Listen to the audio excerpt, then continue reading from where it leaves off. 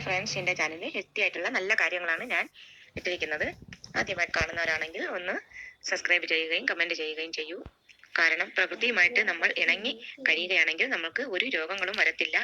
അനാവശ്യ കാര്യങ്ങളിൽ മുഴുകാതെ നല്ല കാര്യങ്ങൾ കണ്ട് അതുപോലെ പ്രവർത്തിക്കണം.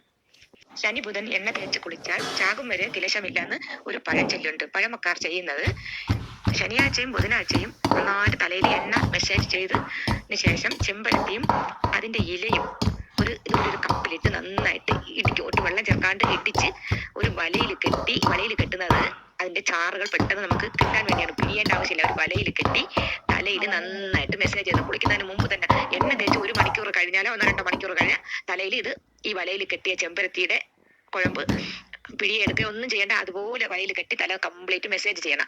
ചെയ്തതിന് ശേഷം ഒരു 10 മിനിറ്റ് കഴിഞ്ഞതിന് ശേഷം നമ്മൾ പോയി കുളിച്ച് കഴുകി കളഞ്ഞാൽ ഷാമ്പിന്റെ ആവശ്യമില്ല. തലയിൽ ഒരിക്കലും ഷാമ്പോ സോപ്പോ തേക്കാൻ പാടില്ല. ഇതുപോലെ ചെമ്പരത്തിയുടെ കുഴമ്പ് തേച്ചാൽ ഒരിക്കലും തലയ്ക്ക് താരനോ മുടി വെളുക്കുകയോ ഒന്നും ചെയ്യത്തില്ല.